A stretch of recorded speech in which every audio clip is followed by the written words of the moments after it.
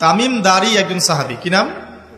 তামিম দারি রাদিয়াল্লাহু আনহু। তিনি একবার 30 জন বা 40 জন সাথীকে নিয়ে সাগরে সফর করতে শুরু করলেন। প্রচন্ড ঝড় আসলো, সাগর তাদেরকে প্রায় 1 মাস সমুদ্রের মধ্যে ঘুরালো। এক পর্যায়ে একটা দ্বীপে তারা নোঙর করতে পারলেন।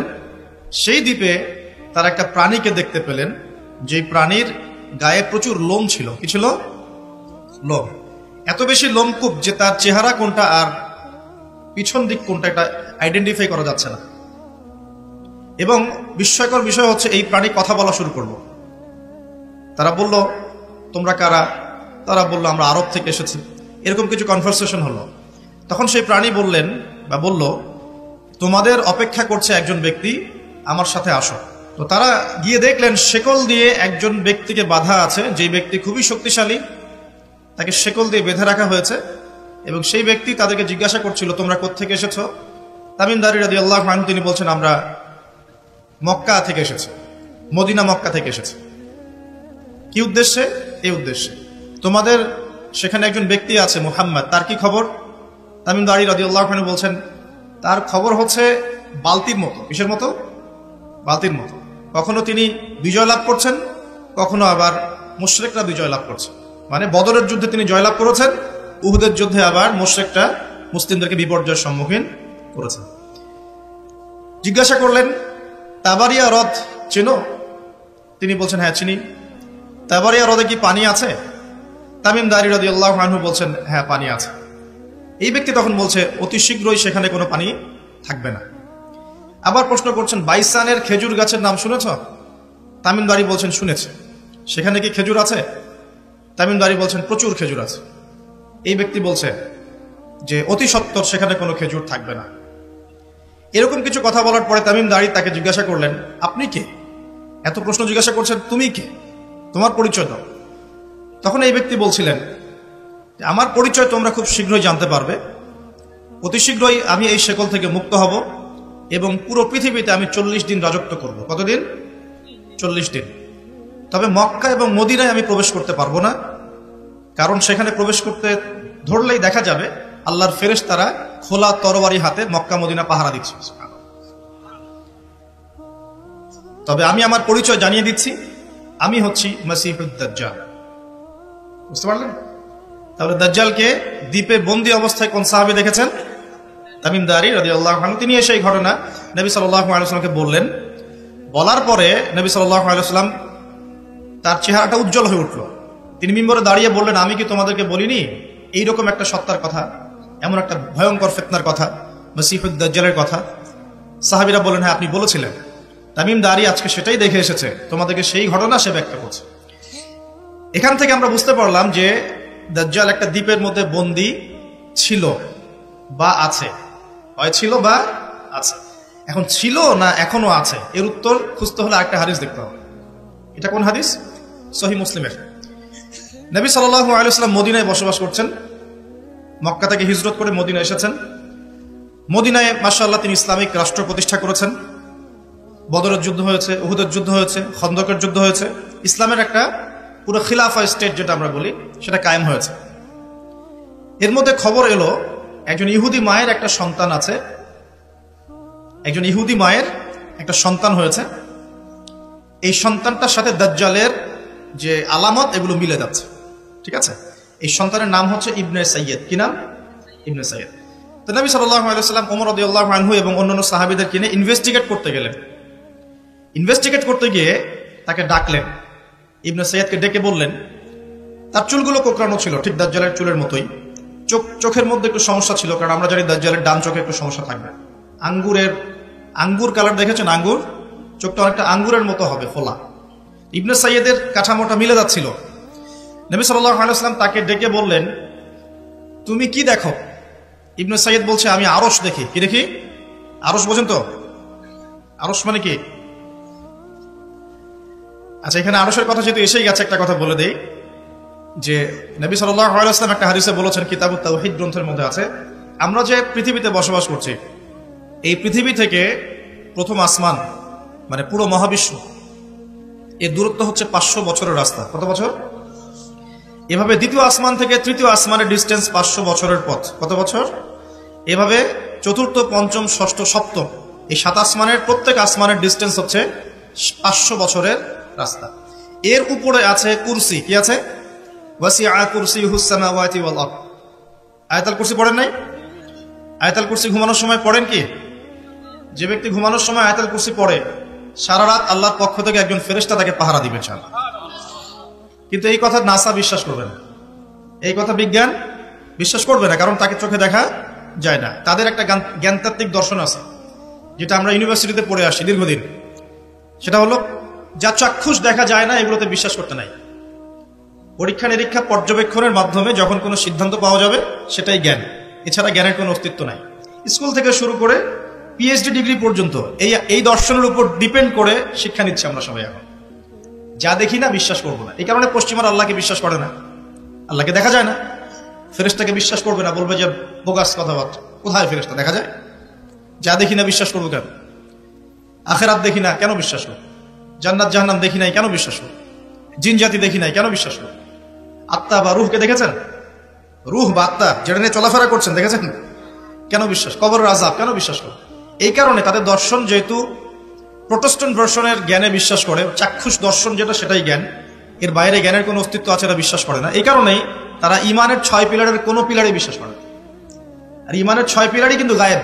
গায়েব না? আল্লাহ বিশ্বাস, ফেরেশতায় বিশ্বাস, নবী রাসূলগণ, আসমানি কিতাব, পরকাল, তাকদীর, এগুলো কি দেখা যায়? এমনকি আমরা তো আমাদের নবীজিকেও দেখি নাই, দেখেছি? সাল্লাল্লাহু আলাইহি ওয়াসাল্লাম। আমরা শুধুমাত্র কোরআন দেখছি এবং হাদিসের গ্রন্থগুলো দেখছি, এর বাইরে কিন্তু আমরা কিচ্ছু দেখছি না। তো তারা আবার পরিকল্পিতভাবে তাদের দর্শনটাকে প্রতিষ্ঠা করার জন্য এবং আমরা যে গায়েবে বিশ্বাস করি এই দর্শনটাকে এলিমিনেট, বাতিল করার জন্য কিছু শব্দ চালু করেছে। একটা শব্দ মৌলবাদী, একটা শব্দ ধর্মান্ধ। থামেন, ঠিক বেঠিক বলার দরকার নাই, ঠান্ডা মাথায় লেকচার শোন। কোরআন সুন্নাহর কথা ঠিক বললেও ঠিক, না বললেও কি ঠিক কিনা বলেন? আচ্ছা, পশ্চিমারা তাদের দর্শনটাকে বাস্তবায়ন করার জন্য, যে আমরা চোখে যা দেখি তাই বিশ্বাস করব, এর বাইরে কিছুই বিশ্বাস করব না, এই দর্শনটাকে সাবিত করার জন্য এবং আমাদের যে গায়েবে বিশ্বাস, অদৃশ্যে আমরা বিশ্বাস করি, এটাকে এলিমিনেট, বাতিল করার জন্য এই শব্দ দুটো চালু করেছে। যখন আপনি বলবেন আমি বিনা বাক্য ব্যয়ে আল্লাহকে বিশ্বাস করি, মালায়েকা বিশ্বাস করি, নবী রাসূল বিশ্বাস করি, পরকাল, কবরের আযাব, জান্নাত জাহান্নাম সব বিশ্বাস করি, তারা আপনাকে বলবে আপনি ধর্মান্ধ। কারণ আপনি অন্ধভাবে বিশ্বাস করছেন। তো আপনি অন্ধভাবেই বিশ্বাস করছেন। তো আপনি কি প্রমাণ করতে পারবেন জিন জাতির অস্তিত্ব? আপনি কি ল্যাবরেটরিতে বসে বসে, আমরা যে ফিজিক্স, কেমিস্ট্রি, বায়োলজির ল্যাবরেটরিতে করেছি না প্র্যাকটিক্যাল, এই প্র্যাকটিক্যাল কাজগুলোর মধ্য দিয়ে কি আপনি আত্মার অস্তিত্ব প্রমাণ করতে পারবেন নাকি? যারা হার্ট স্ট্রোক করে মারা যাচ্ছে, হচ্ছে না, আমরা কি বলছি? হৃদযন্ত্রের ক্রিয়া বন্ধ হয়ে মারা গেছে, ইন্না লিল্লাহি ওয়া ইন্না ইলাইহি রাজিউন, মাইকিং করে বেড়াচ্ছে, তাই না? হৃদযন্ত্রের ক্রিয়াটা বন্ধ হলো কিভাবে? এর ভিতরে কিছু একটা তো ছিল যেটা এখন নাই। একটা ডেড বডির মধ্যে কিছু একটা নাই যেটা একজন জীবিত মানুষের দেহের মধ্যে আছে। আপনার দেহে কি আছে যেটা একটা মৃত মানুষের দেহে নাই? বলেন কি নাম এটা? এই রুহটা কি পশ্চিমারা কি বিশ্বাস করাতে পারবেন? গিলাতে পারবেন? গিলাতে গেলে বলবে আপনি ধর্মান্ধ। কথা বোঝার চেষ্টা করেন কেন তারা শব্দগুলো ছড়িয়ে দিয়েছে। আর যখন আপনি এই মৌলিক বিষয়গুলো মেনে চলবেন তখন আপনাকে বলবে মৌলবাদী হয়েছে। অথচ এই মৌলিক বিষয়গুলো মেনে না চললে কিন্তু আপনি মুসলিমই হতে পারছেন না। কেউ যদি আত্মায় বিশ্বাস না করে, জিন জাতিতে বিশ্বাস না করে, আপনার আল্লাহ অদৃশ্য বিশ্বাস না করে, আখেরাত অদৃশ্য জগৎ বিশ্বাস না করে, জান্নাত জাহান্নাম, কবরের আযাব, মিজান পুলসিরাতে বিশ্বাস না করে, সে কি মুসলিম হতে পারবে কিনা বলেন দেখি এবার। তাহলে মুসলিম হতে হলে আমাকে আল্লাহর কথা, আল্লাহর বাণীকে চোখ বন্ধ করে বিশ্বাস করতেই হচ্ছে। কোন কোন ক্ষেত্রে আল্লাহ পাকের আদেশের সামনে আত্মসমর্পণ করতে হচ্ছে বিনা বাক্য ব্যয়। এক্সাম্পল দিচ্ছি, এই যে ইব্রাহিম আলাইহিস সালামের ছেলেকে জবাই করতে বলেছিলেন আল্লাহ পাক, বলেছিলেন, যার ফলশ্রুতিতে আমরা ঈদুল আজহা পালন করি না। আচ্ছা দেখেন, ইব্রাহিম আলাইহিস সালামকে আল্লাহ পাক বলছেন 3 দিন স্বপ্ন দেখিয়ে তোমার ছেলেকে জবাই করতে হবে, পরীক্ষা তোমার জন্য একটা। এবং তিনি গিয়ে তার সন্তানকে বলছেন, ইন্নী আরা ফিল মানামি আন্নী আসবাহু, হে আমার সন্তান, আমি স্বপ্নে দেখেছি আমি তোমাকে জবাই করছি, ফানজুর মাযা তারা, তোমার রায় কি আমাকে বলো। সন্তান বলছে, ইসমাঈল আলাইহিস সালাম, ইয়া আবাতি ফাআল মা তু'মার, হে আমার বাবা, আল্লাহ আপনাকে যা আদেশ করেছেন তাই করুন। সাতাজিদুনি ইনশাআল্লাহু মিনাস সাবিরিন, ইনশাআল্লাহ আপনি আমাকে ধৈর্যশীল পাবেন। এই ছেলের বয়স কিন্তু আমাদের এই ইয়াং জেনারেশনের চেয়ে অনেক কম। যে জেনারেশন রাত 3টায় অ্যালার্ম দিয়ে যে আর্জেন্টিনা খেলা দেখতে ওঠে, এই জেনারেশনের চাইতে ইসমাইলের বয়স কিন্তু অনেক কম। তার বয়স তখন হয়তো 10 বা 12 বা 14। কি শিক্ষা দিলেন তার পিতা তার মা তাকে, যে আল্লাহর আদেশের সামনে জীবন দিতেও তার কোনো পরোয়া নাই। বলছে, আব্বা আপনি যা স্বপ্ন দেখেছেন, আল্লাহ আপনাকে যে আদেশ করেছেন আপনি করেন। তাহলে কোন শিক্ষার ঘাটতি আমাদের মধ্যে আছে, ভাবতে হবে না এগুলা? ইব্রাহিম আলাইহিস সালাম কিন্তু তার সন্তানকে মানুষ করেন নাই, মনে রাখবেন। তিনি মাঝে মাঝে আসতেন, যাওয়া আসা করতেন, কারণ তার আরেকটা পরিবার ছিল সিরিয়ায়। সারা আলাইহিস সালাম, তার আরেকটা পরিবার ছিল, 2 স্ত্রী। তো তাকে মানুষ করেছেন কিন্তু তার মা হাজরা আলাইহিস সালাম। কোন মা? যেই মাকে ইব্রাহিম রেখে আসছেন কাবা ঘরে, মনে আছে? খাবারও ছিল না, পানিও ছিল না। তিনি বলছেন, আপনি কেন রেখে যাচ্ছেন ইব্রাহিম আলাইহিস সালাম বলেন, আল্লাহর হুকুমে। এখন এই মা বলছেন যে যদি আপনি আল্লাহর হুকুমে আমাদেরকে রেখে যান, ইনশাআল্লাহ আল্লাহ পাক আমাদেরকে ফেলে দিবেন না। তো এই মায়ের গর্ভ থেকে ইসমাইল হবে না তো কি আমাদের মা বোনদের গর্ভ থেকে ইসমাইল হবে? আমাদের মা বোনরা এখন কি করে?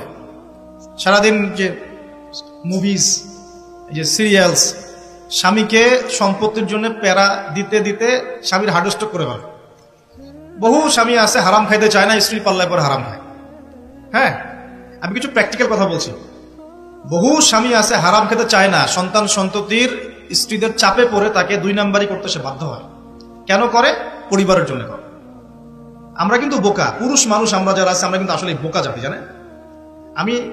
আমার বয়স অনেক কম যদিও আপনাদের চাইতে, তবে আমি কিছু বিষয় ফিল করেছি আমার লাইফে, যেটা আমি মনে করি আলহামদুলিল্লাহ আল্লাহ পাক আমাকে নিয়ামত দিয়েছে। যেমন আমি ফিল করেছি আমার লাইফে যে মানুষের আল্লাহ ছাড়া আপন বলতে কেউ নাই, এটা আমি ফিল করেছি। আল্লাহ পাক ছাড়া একজন মানুষের সত্তাগত আপন, আপনার সত্তা আত্মাগত আপন বলতে আসলে কেউ নাই। যারা আছে আমাদের আশপাশে সবাই সবার স্বার্থে থাকে, সবাই সবার প্রয়োজনে থাকে। প্রয়োজন শেষ হলে আপনাকে চিনবেও না অনেকে। আমি যখন ইন্তেকাল করব, এমন হবে 40 দিন পর কেউ আমাদের কবর জিয়ারত করবে কিনা সন্দেহ আছে। এগুলো বাস্তবতা। আর আমরা বোকা কেন জানেন? আমরা এই দুনিয়ার মানুষদের স্বার্থেই, আমার আশপাশের মানুষগুলোর স্বার্থেই সারা জীবন আল্লাহর বিরুদ্ধে চলি, হারাম খাই, সুদ খাই, ঘুষ খাই, দুর্নীতি করে ওদের মুখে হাসি ফোটানোর জন্য। যেই মানুষগুলো আমাকেই চিনবে না পরকালে, দুনিয়াতেই মারা গেলে আমাকে চিনবে না, তো সেই মানুষগুলোর জন্য আমি আল্লাহর বিরুদ্ধে চলে যাই। আমরা বোকা না? আর দেখবেন যেসব পুরুষের সৎ থাকতে চায় তারা শেষ বয়সে খুব একা হয়ে পড়ে। খেয়াল করে দেখেন, যে পুরুষটা সৎ থাকতে চায় শেষ বয়সে গিয়ে দেখবেন তারা খুব একাকিত্বে ভুগছে। এখন একটা কমন সমস্যা, এটা অনেক প্রবীণ মানুষ যারা আছেন তারা কিন্তু একাকিত্বে ভোগেন, খুব একাকিত্বে ভোগেন। স্ত্রী দেখছে না, সন্তান খোঁজ খবর নিচ্ছে না, বন্ধু বান্ধবরা নাই, হ্যাঁ, বৃদ্ধাশ্রমে গিয়ে পড়ে আছে। পরিবারগুলোতে এখন পুরুষ নির্যাতন বেরোচ্ছে আর কি। হ্যাঁ, কথা একটু ভিতর থেকে বোঝার চেষ্টা করবেন। হ্যাঁ, নারী নির্যাতন তো আছেই। আমরা জানি এমন দুশ্চরিত্রের লম্পট অনেক পুরুষ আছে সমাজে, যৌতুকের জন্য মেয়েদেরকে চাপ দেয়, স্ত্রীদেরকে চাপ দেয়, তাই না? শারীরিক মানসিক নির্যাতন করে না? মেয়েদের প্রতিও চরম নির্যাতন হয়, কিন্তু পুরুষদের উপরেও কিন্তু দিন দিন নির্যাতন বাড়ছে। আমরা কিন্তু এই সেন্সে বোকা হয়ে গেছি। চালাক হব কখন? যখন আমরা আমাদের দুনিয়ার প্রতিটা কাজ আল্লাহর সন্তুষ্টির জন্য করব।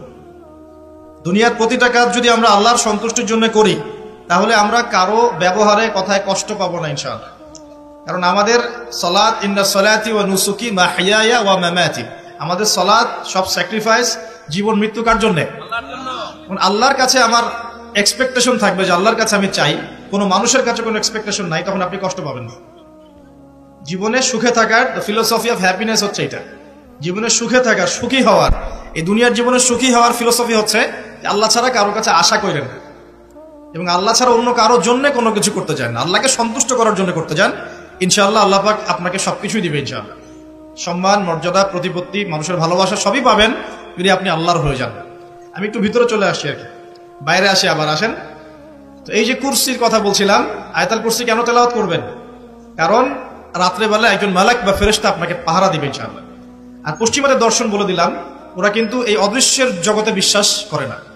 এই কারণে আমরা যারা অদৃশ্যের জগতে বিশ্বাস করি, আমাদেরকে এইসব সাম্প্রদায়িক শব্দ দিয়ে তারা সারা বিশ্বের বুকে আন্ডারএস্টিমেট করার চেষ্টা করেছে। এগুলো ধরতে হবে এগুলা। সামনে আসেন। এখন কুরসির পরে কি আছে? এই কুরসির উপরে আছে একটা মহাসাগর। কি আছে? মহাসাগর। নাসা কি বলেছে এখন পর্যন্ত? এই জন্য আমরা কেউ বিশ্বাস করি না। কালকেই যদি দেখবেন নাসা বলে দেয় হ্যাঁ একটা মহাসাগরের সন্ধান পাওয়া গেছে, পৃথিবী থেকে লক্ষ কোটি আলোকবর্ষ দূরে, নাম দিয়ে দিল যে .FM0000mm2, একটা নাম দিয়ে দিল। ওরা তো এরকম নাম দেয় আর কি, তাই না? তখন কিন্তু দেখবেন সারা বিশ্বের মানুষ চোখ বন্ধ করে বিশ্বাস করবে কি না? আমরা কিন্তু আল্লাহর প্রতি চোখ বন্ধ করে বিশ্বাসের জায়গায় এই পশ্চিমাদের উপর এখন চোখ বন্ধ করে বিশ্বাস করি। কি বুঝেন? এটা কিন্তু শিরক হচ্ছে, এটাও শিরক হচ্ছে। তো একটা কথা মিস করে গেছি, ইব্রাহিম আলাইহিস সালাম জবাই করার যে পরীক্ষায় পড়েছিলেন তখন কিন্তু তিনি প্রশ্ন করেননি আল্লাহকে, আল্লাহ একজন মাসুম বাচ্চাকে কেন জবাই করব, এর পিছনে যুক্তি কি, এর পিছনে বিজ্ঞান কি, এর পিছনে দর্শন কি, প্রশ্ন করেছিলেন? তিনি একদম সামি'না ওয়া আতা'না, আল্লাহ পাক আদেশ করেছেন, চোখ বন্ধ করে পালন করতে গিয়েছে। ইব্রাহিম আলাইহিস সালাম অন্ধভাবে আল্লাহর আদেশ মেনে চললেন না? আর ইব্রাহিম আলাইহিস সালাম সবচেয়ে বড় মুসলিম না আমি সবচেয়ে বড় মুসলিম? বলেন, কে এই উম্মার নামকরণ করেছেন মুসলিম? সূরা হজ পড়ে দেখেন, হুয়া সাম্মাকুমুল মুসলিমিন। এই হুয়া মানে কে? মিল্লাতে আবিকুম ইব্রাহিম, ইব্রাহিম আলাইহিস সালামের মিল্লাত, তিনি তোমাদের পিতা, যিনি তোমাদের নামকরণ করেছেন কি? মুসলিম। আর আমাদের আদি পিতা হচ্ছেন আদম আলাইহিস সালাম। তো দেখুন প্রিয় ভাইরা, এই মহাসাগরের উপরে আছে কুরসি, যার কথা আমি বলতে গিয়ে এখানে আসলাম। ইবনে সাইয়্যিদ কি বলছেন, সে কি দেখে মনে আছে না ভুলে গেছেন? ইবনে সাইয়্যিদ কে? নবী সাল্লাল্লাহু আলাইহি ওয়াসাল্লাম যাকে ইনভেস্টিগেট করছেন মদিনায়, কোথায় একটু খেয়াল রাখেন, তামিমদারি দ্বীপে দেখে আসছেন। কোথা থেকে আসছেন? দ্বীপে। আর নবী সাল্লাল্লাহু আলাইহি ওয়াসাল্লাম ইনভেস্টিগেট করছেন কোথায়? মদিনায়। আচ্ছা, তো এখন এই ব্যক্তি বলছে আমি আরশ দেখি। নবী সাল্লাল্লাহু আলাইহি ওয়াসাল্লাম বলে আরশ কোথায়? সে বলছে আরশ পানির উপরে। কোথায়? পানির উপর। তখন নবী সাল্লাল্লাহু আলাইহি ওয়াসাল্লাম বলছেন তুমি তো তাহলে শয়তানের আরশ দেখছো। কার আরশ দেখছে? শয়তানের কিন্তু আরশ আছে, শয়তানেরও কিন্তু একটা আরশ আছে। কোথায় এটা জানেন? সমুদ্রের উপরে। অনেকে বলে যে ভাই বারমুদা ট্রায়াঙ্গেলে আছে নাকি, এটা আমরা জানি না, এভাবে বলা যাবে না, এটা আমরা ব্যাখ্যা করতে পারবো না, আল্লাহ ভালো জানেন। তো এখন শয়তানও কিন্তু সিংহাসনে বসে, দিন শেষে বসে ওর যে চেলা চামুন্ডা যারা আছে ওদেরকে ডাকে, ডেকে বলে আজকে কি করাইছো তোমরা? একজন বলে যে আমি তো জেনা করাই দিছি দুজনের মধ্যে, আমি মদ খাইয়েছি মানুষকে, আমি মানুষকে পরকীয়ায় লিপ্ত করেছি, আমি একজনকে একজনের বিরুদ্ধে উস্কে দিয়ে হত্যা করিয়ে দিয়েছি। এরকম করে শয়তানরা বলতে থাকে। তো ইবলিস বলে না, তোমরা তেমন কোনো কাজ করতে পারো না। ইতিমধ্যে একজন শয়তান এসে বলে যে আমি একটা কাজ করেছি। কি কাজ করেছো? যে আমি একটা পরিবারের স্বামী স্ত্রীর মধ্যে বিচ্ছেদ ঘটিয়ে দিয়েছি। কি করেছে? এটা এখন বেশি হচ্ছে না? বেশি হচ্ছে না? আপনারা খবর রাখেন না মনে হয়, পড়াশোনা করে দেখেন, প্রতি ৩-৪ মিনিট একটা ডিভোর্সের ঘটনা ঘটে, প্রতি ৩-৪ মিনিটের মধ্যে। তো এবার শয়তান তাকে ডাকে, এদিকে আসো, তুমি একটা কাজের কাজ করেছো। তখন নিজের গলার যে মালা বা যেটা আমরা গোল্ড মেডেল বলি, অ্যাওয়ার্ড যেটা বলি, এটা তার গলায় সে পরিয়ে দেয়, দিয়ে বলে তুমি একটা কাজের কাজ করেছো। তার মানে আমরা বুঝতে পারলাম শয়তানের কাছে সবচেয়ে বড় একটা মিশন কি? পরিবারগুলোকে ধ্বংস করে দেয়। খুব সতর্ক থাকতে হবে আমাদের সবাইকে। আল্লাহ পাক আমাদের সবাইকে ধৈর্য দান করে দেন। আর পরিবার টিকে থাকে ধৈর্যের উপরে। আরেকটা বিষয় বলে দেই, স্বামী স্ত্রীর মধ্যে, যুবকরা এটা উপকৃত হবেন ইনশাআল্লাহ, স্বামী স্ত্রীর মধ্যে শুধুমাত্র ভালোবাসা পরিবার টিকানোর জন্য যথেষ্ট না। স্বামী স্ত্রীর মধ্যে ভালোবাসার চাইতেও বেশি প্রয়োজন হচ্ছে একে অপরের প্রতি বিশ্বাস। কি দরকার? বিশ্বাস না থাকলে ভালোবাসা টিকবে না। প্রয়োজন একে অপরের সম্মানবোধ, একজন একজনের সম্মানটা যেন বোঝে, এবং আনুগত্যের প্রয়োজন আছে। স্ত্রীটা যদি স্বামীদের আনুগত্য না করে সংসার টিকে না, সংসার ভেঙে যায়। বিশ্বাস, আনুগত্য, ভক্তি, সম্মান, শ্রদ্ধা, এর সাথে যখন ভালোবাসা যুক্ত হবে তখন পরিবারটা ইনশাআল্লাহ জান্নাতি পরিবার। কিছু বলদ আবার বলে দিতে পারে যে পরিবারকে আবার জান্নাতের সাথে তুলনা করে ফেললাম। এটা কি পরিবারকে জান্নাতের সাথে তুলনা করে দিলাম? জান্নাতি পরিবার মানে কি? পরিবারের মধ্যে আপনি সুখে আছেন, কিছু মানুষ কথার রূপকথাও ধরতে পারেন। এমনও কিছু মিন মাইন্ডেড মানুষ আমাদের সমাজে আছে, কথা সেন্টেন্সের রূপকথাও ধরার মতো জ্ঞান আল্লাহ পাক তাদেরকে দেন। ইউসুফ আলাইহিস সালামকে ডাকছেন, ইউসুফ আলাইহিস সালাম সামনে আসলেন। এখন ওই যে আজিজ তার স্ত্রী মহিলাদেরকে ডেকে বলছেন তোমাদের হাতে একটা করে চাকু, একটা করে ফল আছে, ইউসুফ আসো, বাইরে আসো। ইউসুফ বের হলেন। ইউসুফ আলাইহিস সালামকে দেখে এই মহিলাটা কি করেছিল? ওই ফল কাটতে গিয়ে হাত কেটে ফেলছে। হাত কেটে ইউসুফের দিকে তাকিয়ে তারা বলছে যে মা হাযা ইল্লা বাশারা, এটা তো মানুষ না, ইনি তো মনে হচ্ছে মালাকুন কারীম, একজন সম্মানিত ফেরেশতা। কি বলছেন মেয়েরা? এ তো মানুষ না, এ তো মনে হচ্ছে ফেরেশতা, এত সুদর্শন, এত সুন্দর মানুষ হয়। তো এখন এই মহিলাগুলো কি ইউসুফ আলাইহিস সালামকে ফেরেশতার সাথে তুলনা করলো? বুঝতে পারেন না কথা? এই মহিলারা কি ইউসুফ আলাইহিস সালামকে ফেরেশতা বানাই দিল, না একটা উপমা দিয়েছে? আশ্চর্য একটা বিষয়। আপনি যদি মদিনায় যান, পরিবেশ দেখে বলেন মাশাআল্লাহ একটা জান্নাতি পরিবেশ আছে, মানে কি আপনি মদিনা সমান সমান জান্নাত বানালেন? মানে এরা বাম পক্ষ সমান সমান ডান পক্ষ প্রমাণিত, এই তত্ত্বে বিশ্বাস নেই। মানে ওই যে left hand side right hand side অঙ্ক করছেন না, 2 + 2 = 4।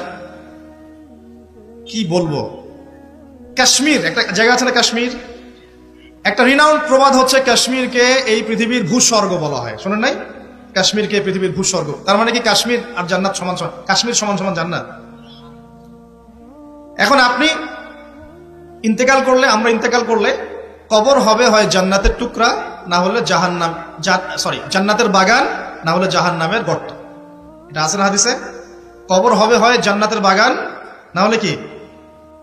এখন একজন জান্নাতি মানুষ, মনে করেন একজন জান্নাতি মানুষ, আমরা যার ব্যাপারে জানি যে তিনি জান্নাতি, যেমন এক্সাম্পল দিচ্ছি, নাম হচ্ছে মুয়াজ বিন জাবাল, নাম জানেন? সাহাবী, নাম শুনেছেন? মুয়াজ বিন জাবাল রাদিয়াল্লাহু আনহু ইনশাআল্লাহ জান্নাতি না জাহান্নামী? ইনশাআল্লাহ জান্নাতি। এখন মাওলানা তারেক জামিল সাহেব, তিনি তার হাফিজাহুল্লাহ তার কবর জিয়ারত করতে গিয়েছে এই কয়েকদিন আগে ঘটনা। আর সেখানে গিয়ে তিনি বলছেন যে আমি কবরের সামনে দাঁড়িয়ে আমি দোয়া করতে শুরু করলাম, মিশকাম্বরের ঘ্রাণ পেতে শুরু করলাম। মাওলানা তারেক জামিল হুজুরের ভিডিও ক্লিপ আছে, দেখেন ইউটিউবে, তিনি বলছেন। এখন এই যে সাহাবী মুয়াজ বিন জাবাল একজন জান্নাতি সাহাবী, তো তার মাকবারা থেকে যে মিশকাম্বরের ঘ্রাণ আসলে, এটা কি জাহান্নাম থেকে আসবে? এখন কেউ যদি বলে যে মাশাআল্লাহ, এই ঘ্রাণ শুনে তো মনে হচ্ছে যেটা জান্নাতি ঘ্রাণ, তার মানে কি সেই কবরটাকে জান্নাতের সাথে তুলনা করলো? মানে কবরটা সমান সমান জান্নাত। এই যে 2 + 2 = 4 মেলানোর চেষ্টা করে, মানে মানুষের ইন্টেলেকচুয়াল লেভেল কত নিচু হয়ে গেলে একটা রূপকথাও মানুষ বুঝতে চেষ্টা করে না। আর এই সিলি একটা ইস্যুকে নিয়ে সারা অনলাইন গরম করে রাখে। ভাবখানা এমন ইসলামিক খেলাফত কায়েম হয়ে গেছে, আর কোনো ইস্যুই বাকি নাই, এই একটা ইস্যুই বাকি আছে, এটা শেষ হলেই খতম, খালাস। আমি আপনাদেরকে রিকোয়েস্ট করবো যে পড়াশোনা করেন এবং দূরদর্শিতা অর্জন করেন। উম্মাহ এখন কোন জায়গায় আছে, আমাদের ল্যাকিংসগুলো কোন কোন জায়গায়, এবং কোন কোন জায়গায় আমাদের বেশি কাজ করতে হবে, সেগুলোকে বেশি গুরুত্ব দেন। আর দিন শেখার জন্য অনলাইন একমাত্র প্ল্যাটফর্ম নয়, এখানে পড়ে থাকবেন না। এখানে ফিতনা বেশি, এখানে জ্ঞানের চাইতে ফিতনা কিন্তু বেশি। এখানে জ্ঞান যতটুকু পাবেন তার চেয়ে ফিতনা ফাসাদ বেশি। এর চেয়ে আমি রিকোয়েস্ট করি আপনারা কনস্ট্রাকটিভ সিলেবাসে পড়াশোনা করে আলেম ওলামাদের সংস্পর্শে থাকবেন, মসজিদ মাদ্রাসার সাথে সম্পৃক্ততা রাখবেন, যারা হকপন্থী ওলামায়ে কেরাম তাদের সাথে সম্পৃক্ততা রেখে দিন চর্চা করবেন। অনলাইন ইউটিউব খালি লেকচার শোনার উপর ডিপেন্ডেন্ট হয়ে যাবেন, সবকিছু লেকচারে কিন্তু পাওয়া যাবে না, এগুলো বিভ্রান্তি সৃষ্টি করতে পারে আপনার। যেমন আপনি অনলাইনে ঢুকলেন, দেখলেন অমুক হুজুর যা বললেন অমুক হুজুরের বিরুদ্ধে। এই যে আপনি একটা কি শিখলেন? আপনি গীবত শিখলেন, আপনি সমালোচনা সংস্কৃতি শিখলেন, আপনি শিখলেন যে কিভাবে ছোট লোক হতে হয়। হ্যাঁ, আপনি আবার আরেকটা ক্লিপে দেখলেন যে যার বিরুদ্ধে বলেছে সে আবার যা বললো তার বিরুদ্ধে কন্টেন্ট আছে না। এখন আপনি ওখানে গিয়ে দেখলেন যে কিভাবে কুতর্ক করতে হয়। আসলে শিখলেনটা কি? আপনি কিছু শিখেন নাই, কিন্তু আপনি আদতে কিন্তু শিখতে পারলেন না। এখন অনলাইনের পুরো জগৎটা এভাবে ভরে গেছে। আমি এমনও দেখেছি, তাজ্জিব হয়ে যায় এগুলো কথা বলতে, আমার মানে খুব, আমি হীনমন্যতায় ভুগছি কথাগুলো বলার, কিন্তু আপনাদের ইন্টেলেকচুয়াল লেভেলটাকে রাইজ করার স্বার্থে কথাগুলো বলছি। কারণ আমি আপনাদেরকে ভাই মনে করি, বাংলাদেশের প্রত্যেক সেক্টরের মানুষকে আমি আমার আপন ভাইয়ের মতো মনে করি, হোক সে পলিটিশিয়ান, হোক সে ইকোনমিস্ট বা প্রশাসনের লোক বা সাধারণ জনগণ, হুএভার হি ইজ। আপনি যখন পুরো জাতির সবাইকে আপন করতে পারবেন না, তাদেরকে নসিহত করতে পারবেন না, সাম্প্রদায়িক হয়ে যাবেন, তখন আপনি একটা সম্প্রদায়ের স্বার্থ দেখবেন, অন্যদের স্বার্থ আপনি দেখতে পারবেন না। দেখুন, আমার কথাটা গৌরবের সাথে শুনুন। একজন ব্যক্তি বিশুদ্ধ করে কুরআনও তেলাওয়াত করতে পারে না। একটা আয়াত তেলাওয়াত করতে আমি নিজে দেখছি তার 15-20টা ভুল হচ্ছে। ভুলগুলো এমন মেজর ভুল হচ্ছে যে আয়াতের অর্থ বিকৃত হয়ে যাচ্ছে। সেই মানুষকে দেখলাম স্টেজের মধ্যে বসে, বড় বড় আলেম যারা ইফতা ফারেগ হয়েছেন, বড় মুহাদ্দিস মুফাসসির মুফতি হয়ে গেছেন, ওই মুফতি সাহেবদেরকে সরাসরি স্টেজে চ্যালেঞ্জ করছে যে বুকের পাটা থাকলে আমার সামনে আয়। অথচ আমি নিজে তেলাওয়াত শুনে দেখলাম সূরা নিসার একটা আয়াত তেলাওয়াত করতে 12টা ভুল করে ফেলেছে। তেলাওয়াতই হয় না, মানে মদ মাখরাজ মক্তব আছে না, মক্তব, এই মক্তবের লেভেলের বাচ্চারা যে তেলাওয়াতটা পারে সেই তেলাওয়াতটাও পারে না। এটা আপনারা হয়তো বুঝবেন না, কারণ অনেকে বুঝবেন না, যারা আলেম তারা বুঝবেন কথাটা। এখন এই যে কুতর্কের সমালোচনার অপসংস্কৃতি ইউটিউব ফেসবুকের মধ্যে দিয়ে ছড়িয়ে গেল না, সে যে লেভেলে আছে, ওই মুফতি যাকে সে চ্যালেঞ্জ করছে, সেই মুফতির সামনে তার মিনিমাম 2 বছর কোরআনই পড়া উচিত, মিনিমাম 2টা বছর খালি বসে বসে কোরআন তেলাওয়াত করা শেখা উচিত। সে স্টেজে উঠে ফখর করে তাকে বলছে বাহাসের জন্য আসো, এখনই বাহাসে আসো। কি মনে করছেন শরীয়তে? কোরআন তেলাওয়াত করার তো একটা প্রাথমিক লেভেলের বিষয়, এরপরে ব্যাকরণ জানতে হয়, এর নাহু সরফের জ্ঞান দরকার হয়, এর বালাগাতের জ্ঞান দরকার হয়, এর উসুল জানতে হয়, ইবারত পড়া শিখতে হয়, হাদিসের কিতাবগুলো আপনার গবেষণা করার যোগ্যতা অর্জন করতে হয়, ফিকের বইগুলো পড়তে হয়, উসুলে ফিকের বই পড়তে হয়, উসুলে হাদিসের বই পড়তে হয়, আকীদার বই পড়তে হয়। কত পড়াশোনা করে একজন মানুষ মুফতি হয়, ইফতা করে, মুফতি হয়। আর আমাদের উদ্ধত্ত দেখছেন, এই উদ্ধতের অবস্থাটা অনলাইন করে দিল না। মানে আমি এই জন্য রিকোয়েস্ট করতেছি যে কনস্ট্রাকটিভ সিলেবাসে পড়াশোনা করবেন, আলেম ওলামার সাথে সম্পর্ক রেখে সিলেবাস মেনটেন করে পড়াশোনা করবেন। শুধুমাত্র অনলাইন ডিপেন্ডেন্ট হয়ে দিন শিখতে চান না, আপনি বিভ্রান্ত হয়ে যাবেন। এবং এখানে ভালোর চেয়ে খারাপ বেশি শিখবেন, সমালোচনা করা শিখবেন, গীবত করা শিখবেন, ঠুনকো বিষয় নিয়ে উম্মাকে ব্যস্ত রাখা শিখবেন, এগুলোই হবে। আল্লাহ পাক আমাদের সবাইকে বোঝার তৌফিক দেখ, আমিন। প্রিয় ভাইরা, খেয়াল করে দেখেন, এই ব্যক্তিকে নবী সাল্লাল্লাহু আলাইহি ওয়াসাল্লাম জিজ্ঞাসা করছেন আরশ কোথায়। চলে আসি মূল আলোচনার দিকে। এখান থেকে আমরা আস্তে আস্তে আমাদের ফিনিশিং এর দিকে যাবো ইনশাআল্লাহ। আজকের এই টপিকের সাথে কিন্তু বর্তমান এই ফিফা ওয়ার্ল্ড কাপও রিলেটেড আছে, একটু ধৈর্য ধরে শুনবেন। আমি দাজ্জাল থেকে শুরু করেছি না, আস্তে আস্তে ফিফা দিয়ে শেষ করবো ইনশাআল্লাহ। বসেন, ধৈর্য ধরে বসেন, সময় আছে তো হাতে? আচ্ছা, আজকে আমার হাতেও সময় আছে ইনশাআল্লাহ, তাড়াহুড়া কিচ্ছু নাই, ইনশাআল্লাহ লম্বা আলোচনা হবে। ঠিক আছে, এখন শোনেন, এই ব্যক্তিকে নবী সাল্লাল্লাহু আলাইহি ওয়াসাল্লাম জিজ্ঞাসা করলেন কি তুমি কি দেখো? সে বলছে আমি কি দেখি? আরশ। আরশ কোথায়? সমুদ্রে। তুমি তো শয়তানের আরশ দেখো। এবার দ্বিতীয় প্রশ্ন করছি, তুমি কি বিশ্বাস করো যে আমি মুহাম্মদ শেষ নবী? তুমি কি বিশ্বাস করো যে আমি মুহাম্মদ শেষ নবী? এখন এই ব্যক্তি বলছে, ব্যক্তি নাকি আসলে ছোটই বলা যায়, ইবনে সাইয়্যিদ, তার নাম কি ইবনে সাইয়্যিদ। সে বলছে আপনি কি স্বীকার করেন যে আমি নবী? কে বলছে? ইবনে সাইয়্যিদ। এই কথা শোনার সাথে সাথে ওমর রাদিয়াল্লাহু আনহু তিনি বলেন, ইয়া রাসূলুল্লাহ, সে তো নিজেকে নবী দাবি করছে, আপনি আমাকে অনুমতি দেন, আমি এক কোপে তার গর্দানটা নামায় ফেলে দেব। কে বলছে এটা? ওমর। এবার রাসূল সাল্লাল্লাহু আলাইহি ওয়াসাল্লাম স্টেটমেন্ট শুনেন, সহিহ মুসলিমে আছে। এবার নবী সাল্লাল্লাহু আলাইহি ওয়াসাল্লাম বলছেন যে না ওমর দাঁড়াও, যদি সে সত্যি দাজ্জাল হয়ে থাকে, কথাটা শোনেন, যদি সে সত্যি দাজ্জাল হয়ে থাকে তুমি তাকে হত্যা করতে পারবে না, তাকে হত্যা করবে নবী ঈসা আলাইহিস সালাম। কে হত্যা করবে? আচ্ছা, আর যদি সে দাজ্জাল না হয়ে থাকে তাহলে নিরপরাধ মানুষকে হত্যা করার মধ্যে কোনো ফায়দা নাই। এখন একটা হাদিসে আপনি দেখলেন সে দ্বীপে বন্দী। দ্বীপে যদি বন্দী থাকবেই, আমার প্রশ্ন আপনার কাছে যে তাহলে নবী সাল্লাল্লাহু আলাইহি ওয়াসাল্লামের চেয়ে কি কেউ বেশি জানতে পারে সে দ্বীপে বন্দী আছে না নাই? নবীর চেয়েটা কি কেউ বেশি জানতে পারে সে এখনো দ্বীপে বন্দী অবস্থায় আছে কি নাই? এটা সবচেয়ে ভালো কে জানবেন? অবশ্যই নবী সাল্লাল্লাহু আলাইহি ওয়াসাল্লাম, তাই নয় কি? তো নবী সাল্লাল্লাহু আলাইহি ওয়াসাল্লাম যদি শিওর হবেন যে সে দ্বীপেই বন্দী আছে, তাহলে মদিনায় একজন ছেলেকে এভাবে ডেকে ইনভেস্টিগেট করার কি প্রয়োজন আছে? কথা বুঝতে পারছেন না মনে হয়? যদি আপনি মনে করেন শিওর যে আমাদের চেয়ারম্যান সাহেব বা আমাদের অনারেবল গেস্ট যারা, তিনি বাড়িতে আছেন, আপনি শিওর, তাহলে আপনি মাহফিলের প্যান্ডেলে তাকে খুঁজতে যাবেন কেন?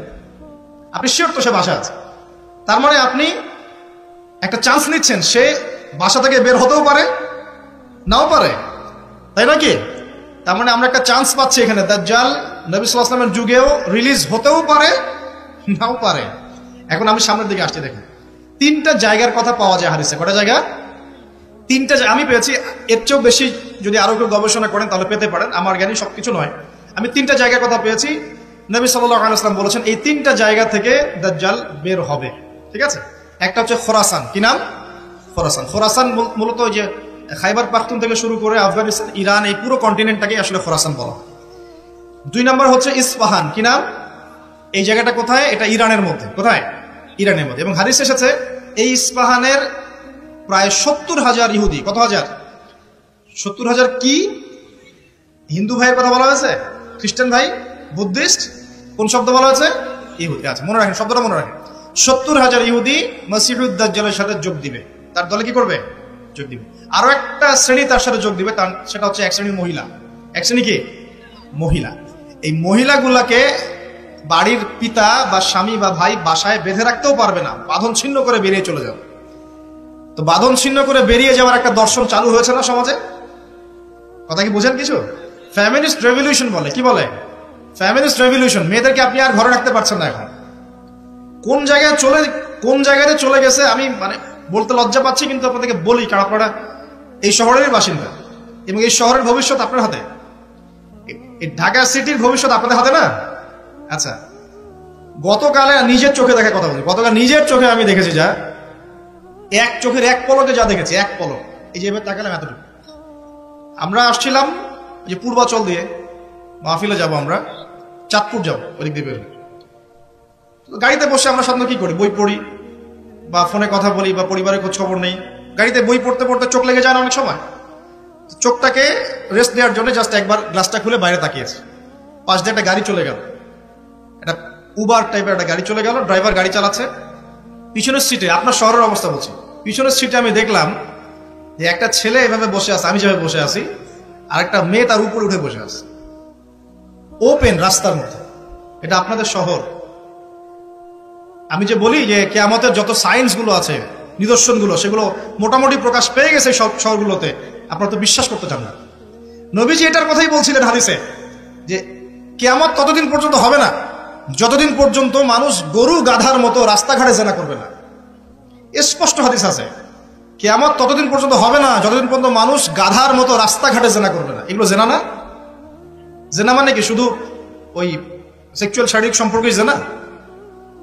দেখেন ফ্ল্যাটে ফ্ল্যাটে জেনা হচ্ছে, ফ্ল্যাটে ফ্ল্যাটে জেনা, মাদকদ্রব্য সেবন করছে, ধনীর দুলাল, কোনো খবর নাই। একটা অসুস্থ প্রজন্ম তৈরি করছে আমরা, জানেন? এই প্রজন্মের ছেলেরা আপনার নাস্তা করে 12টা-1টার দিকে দুপুরে, ঠিক আছে? এদের রাত হয় এই যে 12টা-1টা পর্যন্ত ঘোরাফেরা করে, ফজরের নামাজের সময় ঘুমায়, ফজর নামাজটা পড়ে ঘুমায় না, কিন্তু ফজর নামাজের সময় ঘুমায়, উঠে দেখবেন 12টা-1টায় নাস্তা করে, 12টা-1টার দিকে। এরা সালাম দিতে লজ্জাবোধ করে, এরা সালাম দিতে লজ্জা পায়, পিতাকে সালাম দিতে লজ্জা পায়। হ্যাঁ, টাকটুর উপরে কাপড়, দাড়ি রাখা এদের কাছে মনে হয় ব্যাকডেটেড থিঙ্কিংস।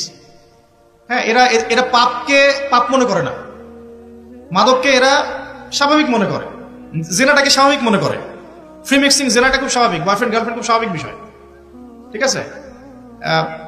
বাপের টাকা পয়সা থাকলে এগুলো নিয়ে বন্ধুদের সাথে মজ মাস্তি করাটাকে এটা ফ্যাশন মনে করে, টাকা উড়িয়ে দেখে ফ্যাশন মনে করে। ওই টাকা পয়সা কামাই করতে পিতাদের কত কষ্ট হয়েছে ওরা জানে না, পিতারা জানে। এই প্রজন্মের মেয়েরা দেখবেন পর্দাটাকে ব্যাকডেটেড থিঙ্কিংস মনে করে, চুল খোলা রেখে গেঞ্জি টি শার্ট পরে বাইরে ঘুরতে যারা পরিমাণ লজ্জাবোধ কাজ করে না, যারা পরিমাণ। বিভিন্ন অকেশন আসলে দেখবেন মোমবাতি জ্বালিয়ে অগ্নি পূজা শুরু করে দেয়। হ্যাঁ, এবং কোন কোন ক্ষেত্রে সংস্কৃতির নামে এমন কিছু শিরকি কাজ করে যেগুলোর সাথে ইসলামের কোনো সম্পর্ক নেই। এরা জীবনে প্রতিষ্ঠিত হওয়াকে, বাইরে একটা ডিগ্রি সার্টিফিকেটকে নাজাতের ওসিলা মনে করে ফেলে। নামাজ, রোজা, হজ, জাকাত, ইসলামিক কালচারগুলা তাদের কাছে মনে হয় এগুলো শেষ বয়সের কাজ, এই বয়সে কোনো দরকার নেই। আমরা একটা অসুস্থ প্রজন্ম তৈরি করে যাচ্ছি। আপনি সালাম দিয়ে দেখেন উত্তর দেয় না, সালাম দিলে সাই বোধ করে, সালাম দিতে মানে হেড হয়ে যাচ্ছে কথাটা। কি লজ্জা, সালাম দিতে কি লজ্জা! দেখবেন হ্যালো হাউ আর ইউ, পশ্চিমারা যা যা করে হুবাহু ওদের কাটপেস্টে লাইফ লিড করে, জুমার নামাজও ঠিক মতো পড়তে যায় না। আমরা কি প্রজন্ম তৈরি করছি চিন্তা করে দেখবেন। মাদক, এই যে একটু আগে স্যার বলে গেলেন না, ম্যাক্সিমামই, অল্প কিছু মানুষ বাদ দিয়ে যারা একটু ধর্মকর্ম চর্চা করে, এইসব মানুষ বাদ দিয়ে ম্যাক্সিমামই মাদকের সাথে সম্পৃক্ত। আমি দেখাচ্ছিলাম প্রিয় ভাইয়েরা এবং পর্দার আড়ালে বোনেরা যারা আছেন যে কিয়ামতের সায়েন্স গুলো কিন্তু চলে আসছে। এখন এই প্রজন্মের দায়িত্ব কিন্তু আপনার হাতে। এই প্রজন্মের দায়িত্ব কার হাতে বলেন? এই শহরের দায়িত্ব কার হাতে? শুধু কি আলেম ওলামার হাতে? শুধু কি প্রশাসনের হাতে? এই শহরকে আপনি পাপমুক্ত করবেন কিভাবে? আপনাদের আমাদের কোনো ভূমিকা নাই? কি যে হচ্ছে কল্পনা করতে পারছে না। একটা চিত্র দেখছেন না, লাখ লাখ ছেলে দাঁড়িয়ে একটা পর্দার সামনে দাঁড়িয়ে আছে, গোল কখন হবে এই জন্য, দেখছেন না? মিডিয়া এগুলো প্রমোট করছে না? ভাবখানে এমন যে কত সুখে আছি আমরা, তাই না? কি সুখ আমাদের!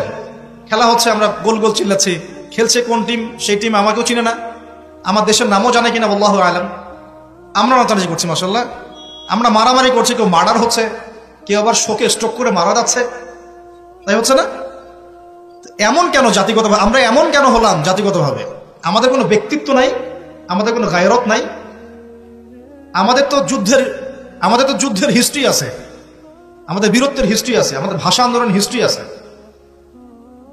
দেশের কনসেপ্ট বাদ দিয়ে ইসলামের কনসেপ্টে যদি বলেন, আমরা তো তারেক বিন জিয়াদের উত্তরসূরি, বিন কাসিমের উত্তরসূরি, খালিদ বিন ওয়ালিদ, উমর ইবনে খাত্তাবের উত্তরসূরি। আমাদের কোনো গায়রত নাই। পশ্চিমারা একটা কিছু লঞ্চ করবে, সবাই নাচানাচি করবে, আমরা সেখানে গা ভাসিয়ে দিব। কিছু কিছু মুসলিম কান্ট্রি ওগুলোতে জয়েন হবে, আমরা মনে করবো এটা হালাল হয়ে গেল। অনলাইনে দেখলাম একজন লিখেছেন, আরেকজন বক্তব্য দিচ্ছেন রাসূলুল্লাহ সাল্লাল্লাহু আলাইহি ওয়াসাল্লামও তো নাকি তার স্ত্রীর সাথে খেলাধুলা করেছেন। রাসূল সাল্লাল্লাহু আলাইহি ওয়াসাল্লাম তার স্ত্রীর সাথে দৌড় প্রতিযোগিতা করেছেন রাতের অন্ধকারে। মসজিদ নববীর মধ্যে ঈদের দিন উৎসব পালন করা হয়েছে নববীর মধ্যেই। এটার সাথে আপনি ফিফার দলিল টানছেন, এটা দিয়ে আপনি ফিফাকে জায়েজ করতেছেন। এখানে তো জুয়া হচ্ছে। একটা মুসলিম কান্ট্রি কাতার যা অ্যারেঞ্জ করেছে, এই অ্যারেঞ্জমেন্টটা অন্য আগের সব অ্যারেঞ্জমেন্ট হচ্ছে বেটার, কারণ সে তার মধ্য দিয়ে ইসলামের প্রচার করার চেষ্টা করেছে, সে তার জায়গা থেকে চেষ্টা করেছে। কিন্তু মন্দের ভালো, এর চেয়ে ভালো কিছু করা সম্ভব ছিল না। এখানে সে যতদূর পর্যন্ত পেরেছে ট্রাই করেছে, এবং সে কিন্তু ছোট রাষ্ট্র হলেও অনেক বড় বড় ওয়ার্ল্ড অ্যাফেয়ার্সের বিষয়ে সে মাথা ঘামায়। আমাদের ঢাকার সমান আয়তন হবে কিনা সন্দেহ আছে, ঢাকা বিভাগের সমান হয়তো আয়তন হবে। সে ওয়ার্ল্ডের বড় বড় জিও পলিটিক্যাল বিষয়ে সে মাথা ঢুকায় এখন। হ্যাঁ, সে তার সর্বোচ্চ চেষ্টা করেছে, কিন্তু এর মধ্য দিয়ে যে সারা বিশ্বে কোটি কোটি যুবক তাদের হায়াত নষ্ট করছে, তাদের যৌবন নষ্ট করছে, তাদের রাতের ঘুম ইবাদত নষ্ট করছে, হ্যাঁ, আপোষে দ্বন্দ্বে লিপ্ত হচ্ছে, বিধর্মীদের কালচার ফলো করছে, ওদের ফ্ল্যাগ টাঙাচ্ছে। আমার দেশের মধ্যে, স্বাধীন সার্বভৌম রাষ্ট্রের মধ্যে অন্য একটা রাষ্ট্রের পতাকা তুলবো কেন? আমার গায়রত নাই? ওরা কি তাদের দেশে আমার পতাকা তোলে কিনা? আমাদের ব্যক্তিত্ব কোথায় চলে গেল? এগুলোকে আমরা টেকনিক্যালি আবার মিডিয়া দিয়ে জায়েজ করার চেষ্টা করছি, যে নবী সাল্লাল্লাহু আলাইহি ওয়াসাল্লাম তো দৌড় প্রতিযোগিতা করেছেন, হ্যাঁ, তারপরে মসজিদ নববীর মধ্যেও তো এরকম খেলাধুলা হয়েছে। এগুলো ছিল চিত্ত বিনোদনমূলক। যদি আমি একা একা সকালবেলা উঠে ফজরের নামাজের পরে এই মাঠটাকে 10 রাউন্ড দেই, এটা আমার জায়েজ না জায়েজ? জায়েজ। এই খেলাকে কেন্দ্র করে তো জুয়ার আসর বসাতে পারবেন না, এটাকে কেন্দ্র করে তো সমকামিতা প্রমোট করতে পারবেন না, এটাকে কেন্দ্র করে আপনি lakh lakh billion billion dollar খরচ করতে পারবেন না তো। অথচ আপনার পাশেই প্রতিবেশী রাষ্ট্র ইয়েমেন না খেয়ে মারা যায়, আমাদের পাশেই মিডল ইস্টের পাশেই প্রতিবেশী রাষ্ট্র সিরিয়া না খেয়ে শিশুরা মারা যাচ্ছে। প্রতিবেশী না খেয়ে থাকে, আমি পেট ভরে খাই, আমি মুমিন নাকি? প্রতিবেশী না খেয়ে থাকে আর আমি পেট ভরে খাই, আমি কি মুমিন নাকি? আর সারা বিশ্ব এই দিকে মানুষকে ফোকাস করে রেখেছে, বিশ্বের একটা অংশ এই দিকে ফোকাস করে রেখে তাদের এজেন্ডাগুলো ঠিকই বাস্তবায়ন করছে না। রমজান মাস আসে, দেখবেন রমজান মাস যখনই আসে দেখবেন যে নির্যাতন বেড়ে যায় উম্মার উপর।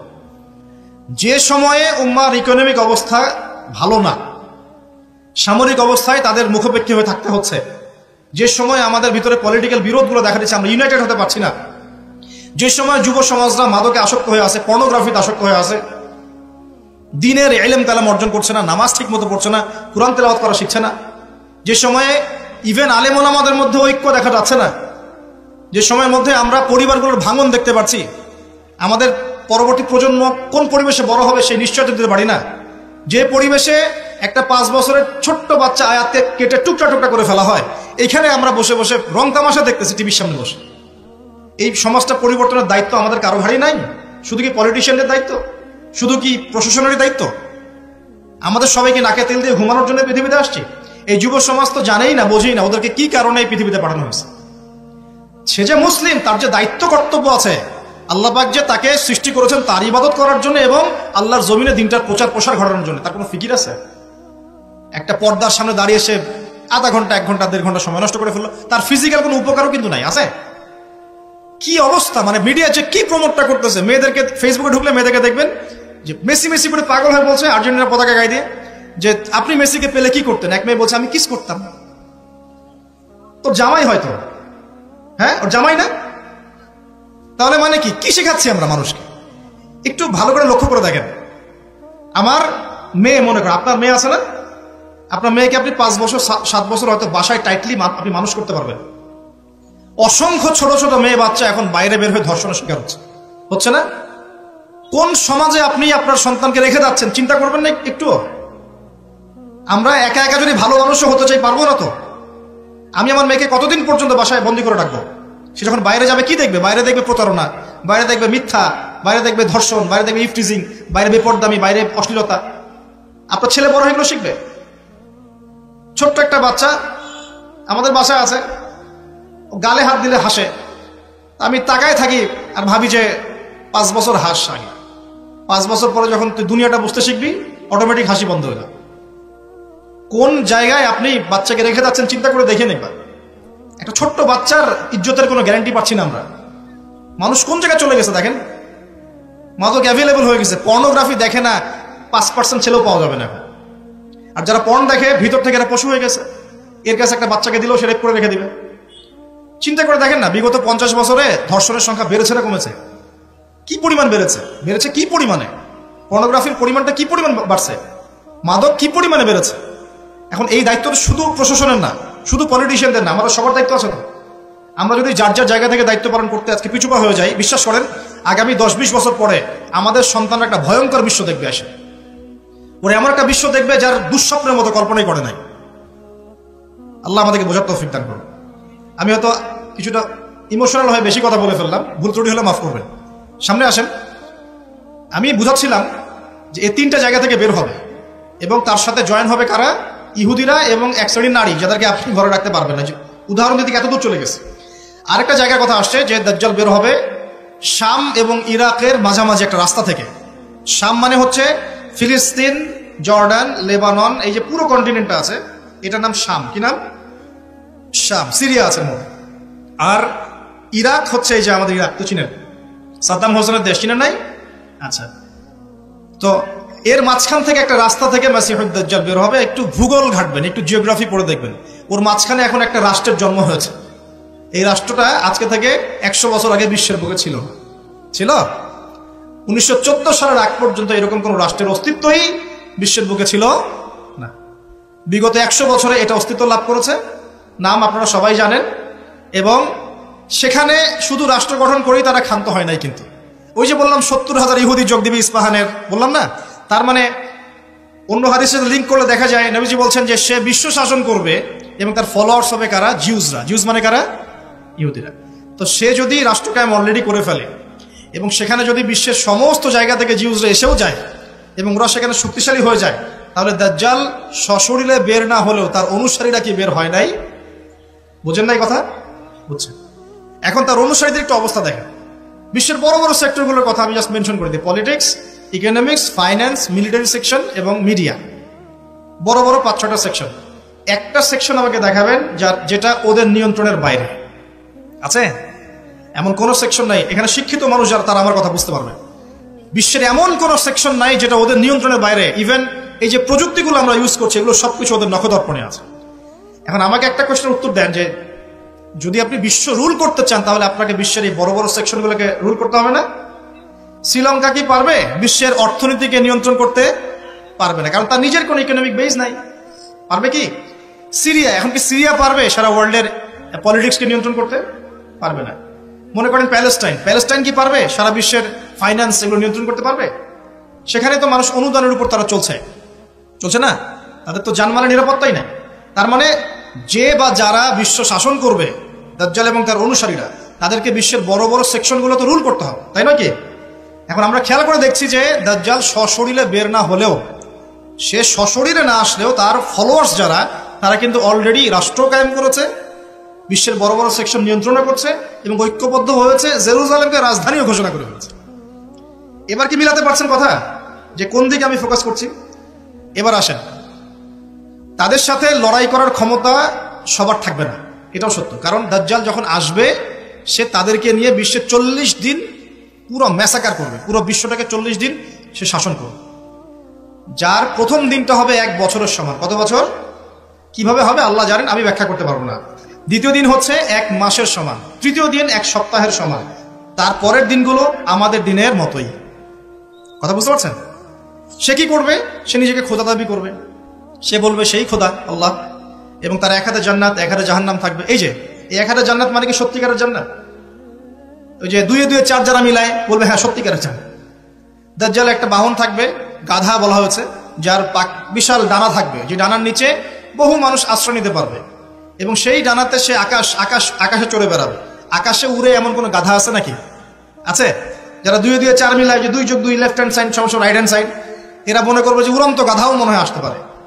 আর যারা ইন্টেলেকচুয়াল থিঙ্কিংস রাখেন, তারা বুঝবেন যে হতে পারে এটা এমন কোন প্রযুক্তি যেটা দিয়ে সে আকাশকে নিয়ন্ত্রণ করবে। হতে পারে অত্যাধুনিক কোনো এয়ারক্রাফট, আল্লাহ ভালো জানেন।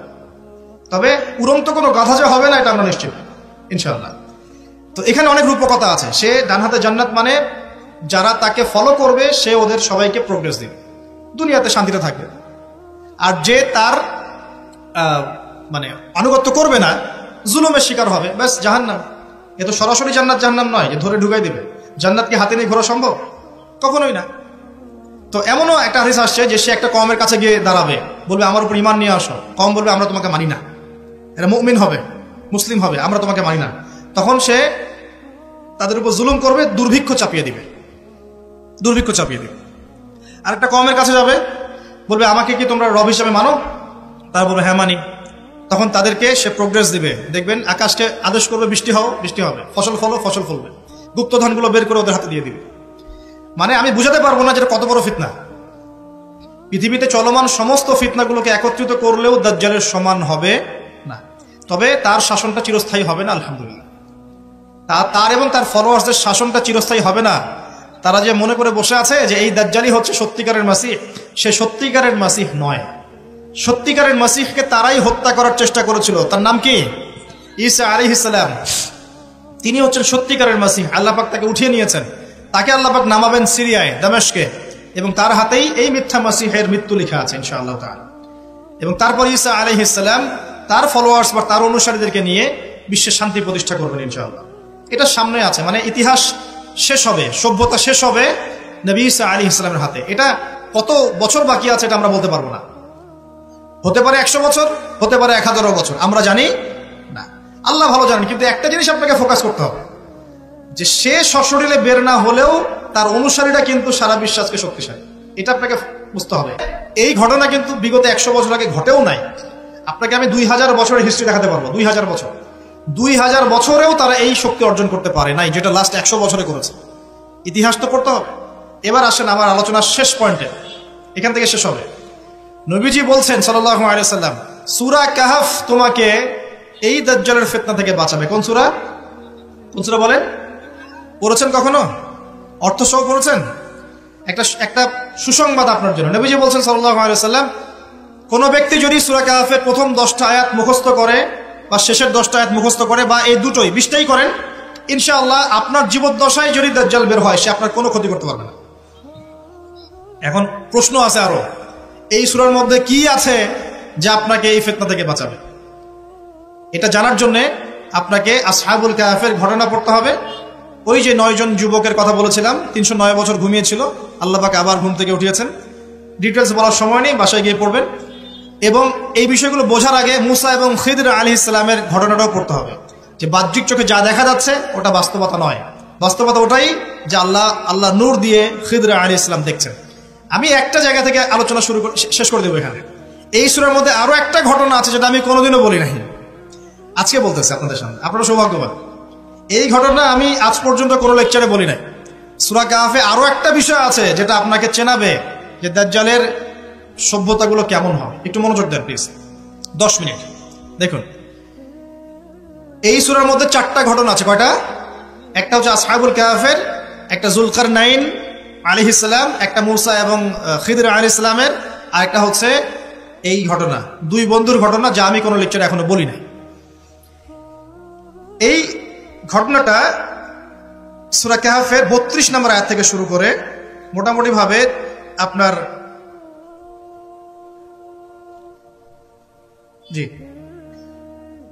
32 থেকে শুরু করে মোটামুটি 46, 47, 48 এরকম পর্যন্ত বড় একটা ঘটনা আছে। আমি খুব শর্ট করে বলছি।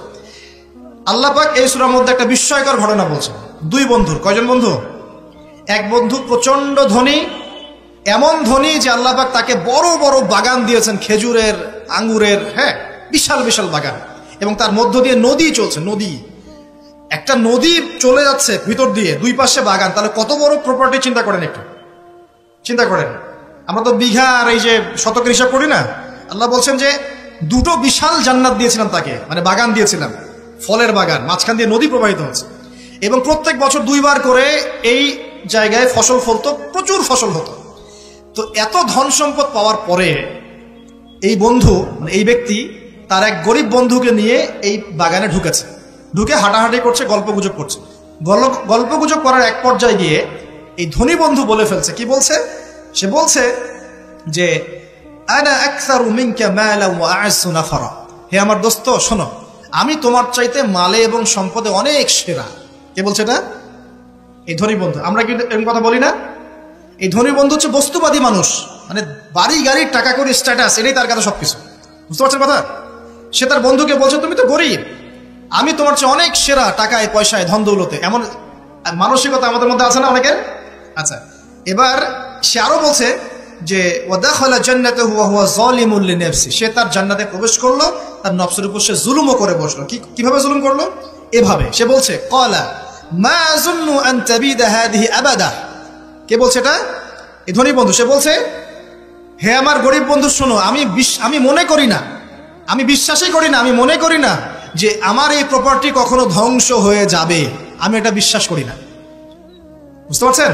ওই যে আমি পরকালে বিশ্বাস করি না, কিয়ামতে বিশ্বাস করি না, আখিরাতে বিশ্বাস করি না, কোন সভ্যতা বলেন? আচ্ছা, সে বলছে যে মা আযুন্নু আন তাবিদা হাদিহি আবাদা, আমি বিশ্বাস করি না, আমি মনে করি না যে এই প্রপার্টি কখনো ধ্বংস হতে পারে। ওয়া মা আযুন্নু সাআতা কায়িমা, আর আমি এটাও মনে করি না যে কিয়ামত কখনো হবে। বুঝতে পারলেন কথা? আমি এটাও বিশ্বাস করি না যে কিয়ামত কখনো হবে। তার মানে, জি শেষ করছি আমি, তার মানে কি এই বন্ধুটা বস্তুবাদী না? সে পরকালে বিশ্বাস করে না, কিয়ামতে বিশ্বাস করে না। সে তার ধন সম্পত্তির মোহে এত আসক্ত হয়ে গেছে যে সে মনে করে যে এটা কখনো আমার থেকে যাবে না। এমন চিন্তা আমাদের মধ্যে আছে না? এই চিন্তাটাকে আধুনিক পরিভাষায় বলা হয় মেটেরিয়ালিজম। কি বলা হয়? মানে বস্তুবাদ। মানে কি বস্তুবাদ? মানে ভোগবিলাস, বাড়ি গাড়ি, টাকা পয়সা, মত্ত থাকা, পরকাল বলে কিছু নাই। এই যে মেটেরিয়ালিজম। এখন এই বন্ধুটা বলছে, গরিব বন্ধু, একটু মনোযোগ দেন প্লিজ।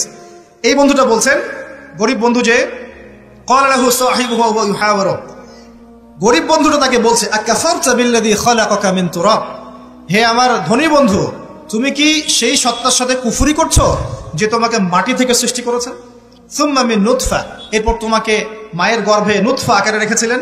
সুম্মা সাওয়াকা রাজুলা, এরপর তোমাকে এই পুরুষের আকৃতি দিয়েছেন। তুমি কি সেই সত্তা আল্লাহকে অস্বীকার করছো? মানে কিয়ামতকে অস্বীকার করার মধ্য দিয়ে তুমি আল্লাহকে অস্বীকার করছো কি? ওয়ালাউলা ইয দাখালতা জান্নাতুক, তুমি যখন তোমার জান্নাতে ঢুকলা তুমি এটা কেন বললা না যে লা কুওয়াতা ইল্লা বিল্লাহ, মাশাআল্লাহ, লা কুওয়াতা ইল্লা বিল্লাহ, মাশাআল্লাহ, আল্লাহ পাক কি চমৎকার জান্নাত আমাকে দিয়েছেন, লা কুওয়াতা ইল্লা বিল্লাহ, আল্লাহ ছাড়া কোনো শক্তি সামর্থ্য নাই। এমনটা কেন বললে না? এমনটা না বলে কেন এইটা বললা যে ওমা আযুন্নু সাআতা কায়িমা, আমি বিশ্বাস করি না যে কখনো কিয়ামত হবে, আমি বিশ্বাস করি না যে এটা কখনো ধ্বংস হবে, এমনটা কেন বললা?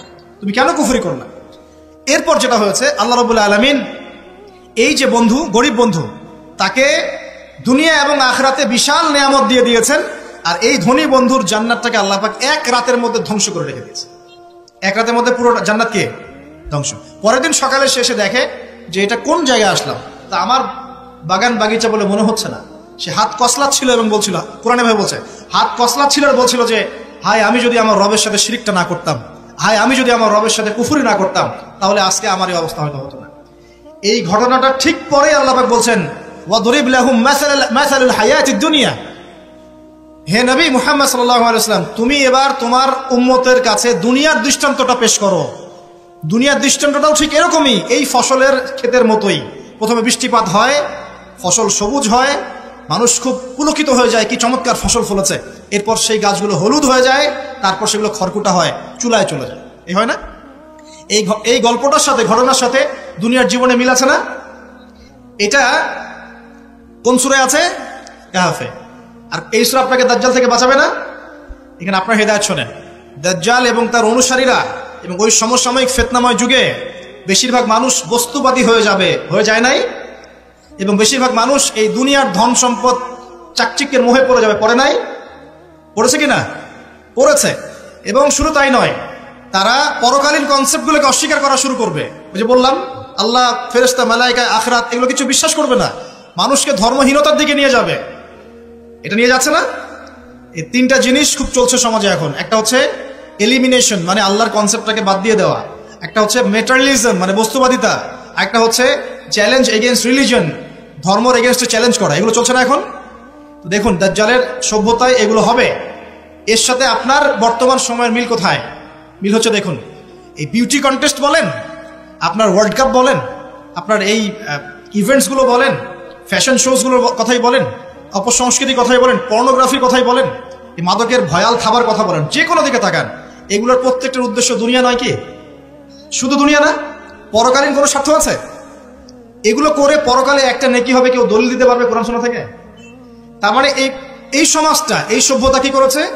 দাজ্জালি ও আদলে পুরো সভ্যতাকে গড়েছে এবং বস্তুবাদিতার দিকে মানুষকে প্রবৃদ্ধ করেছে। শুধু তাই নয়, যেগুলোর পরকালীন কোনো স্বার্থ নাই এই কাজগুলোকে প্রমোট করেছে এবং যুব সমাজ মুসলিমদেরকে স্পেশালি এগুলোতে মত্ত করে রেখেছে, রাখে নাই? আল্লাহ পাক এখন বলছেন জেনে রাখো, তোমরা জেনে রাখো, ইন্নামাল হায়াতুদ দুনিয়া লাইবুন ওয়া লাহুন, এই দুনিয়ার জীবনটাই খেলতামাশা, প্রতারণা, ওয়া যিনাতুন ওয়া তাফাখুরুন বাইনাকুম ওয়া তাকাসুর, একে অপরের প্রাচুর্য, ধন সম্পদের প্রতিযোগিতা ছাড়া কিছু না। ওয়া মাল হায়াতুদ দুনিয়া ইল্লা মাতাউল গুরুর, এই দুনিয়ার জীবনটা প্রতারণা ছাড়া কিছু নয়। আল হাকুমুত তাকাসুর হাত্তা যুরতুমুল মাকাবির, তোমরা প্রাচুর্যের মোহে মোহাচ্ছন্ন হয়ে আছো যতক্ষণ পর্যন্ত না তোমরা কবরে শায়িত হচ্ছ। কাল্লা সাউফা তা'লামুন, অবশ্যই তোমরা জানতে পারবে, কোশ্চিন কালেও নয়, অবশ্যই তোমরা জানতে পারবে। কাল্লা লা তুসআলুনা ইয়াওমাইযিন আনিন নাঈম, তোমাদেরকে কিয়ামতের দিনে নিয়ামতগুলো সম্পর্কে জিজ্ঞাসিত হতে হবে। সূরা কাহফেই এই হেদায়েতটা আছে। এই দুই বন্ধুর ঘটনা আপনাকে দেখাবে কিভাবে বস্তুবাদী সভ্যতা এবং আল্লাহ ভীরু সভ্যতার কনফ্লিক্ট হয়। সর্বশেষে আল্লাহর অনুগত সভ্যতার জয় হয়েছে, বস্তুবাদী সভ্যতাকে আল্লাহ পাক ধ্বংস করে দিয়েছেন না? দিয়েছেন। এবং এই ঘটনার পরেই দুনিয়ার জীবনের দৃষ্টান্ত দেওয়া হয়েছে, যে দুনিয়ার জীবনটাকে আল্লাহ পাক বলেছেন খেলতামাশা, প্রতারণা ছাড়া কিছুই নয়। হ্যাঁ, কেউ যদি বলে খেলাধুলার কোনো দলিল কোরআনে আছে কিনা, আমি বলবো হ্যাঁ আছে। আল্লাহ পাক বলেছেন ওয়ামা হাদিহিল হায়াতুদ দুনিয়া ইল্লা মাতাউল গুরুর ই'লামু আন্নামাল হায়াতুদ দুনিয়া লাইবুন ওয়া লাহু। অতএব খেলাধুলার দলিল কোরআনে আছে। আল্লাহ পাক বলছেন দুনিয়ার জীবনটাই তোমাদের খেলাধুলার প্রতারণা, ধোঁকা। কি বুঝলেন? এই দুনিয়ার জীবনটাই হচ্ছে খেলাধুলা, প্রতারণা, মোহ এবং ধোঁকা, এবং তোমাদের পারস্পরিক চাকচিক্যের প্রতিযোগিতা ছাড়া কিচ্ছু নয়। এখন এই সভ্যতার দিকে তাকাবেন চোখ কান খোলা রেখে, যে যত রকম ফাহেসা কাজগুলো মিডিয়া দিয়ে প্রমোট করা হচ্ছে, এগুলোর মূল উদ্দেশ্য হচ্ছে দুনিয়া, এবং মুসলিম যুবকদেরকে এবং উম্মাকে তাদের মূল উদ্দেশ্য থেকে সরিয়ে দেওয়ার চেষ্টা করা। আমাদের মূল উদ্দেশ্য কি? এক, আমাদের মূল উদ্দেশ্য ছিল জ্ঞান অর্জন করা। মূল উদ্দেশ্য ছিল জ্ঞান অর্জন করে আমল করা, আল্লাহ পাকের জমিনে দ্বীনের প্রচার করা। আমাদের পৃথিবীর মূল উদ্দেশ্য ছিল কি? পারিবারিক আদর্শ ঠিক করা, সন্তানদেরকে মানুষ করা, সমাজের কাঠামো ঠিক করা, হালাল খাওয়া, দ্বীনের দাওয়াতি কাজ করা, আল্লাহর জমিনে দ্বীনটাকে প্রচার করা, প্রসার করা, প্রতিষ্ঠার চেষ্টা করা। এগুলো আমাদের মূল উদ্দেশ্য ছিল। এখান থেকে সরিয়ে এনে আমাদের সবার চোখকে এখন বিভিন্ন আমোদ প্রমোদ ফুর্তির দিকে ফোকাস করে রাখা হয়েছে, এবং এর ফলশ্রুতিতে আমরা আমাদের দুনিয়াতে আসার উদ্দেশ্যটা কিন্তু ভুলে গেছে। প্রিয় ভাইয়েরা, সতর্ক থাকবেন। যে বিষয়টা যতটুকু লিমিট আছে এই লিমিট ক্রস করতে যাবেন। যতটুকু করা জায়েজ আছে এতটুকু করবেন, যেগুলোতে জায়েজ নাই সেগুলো জায়েজ না।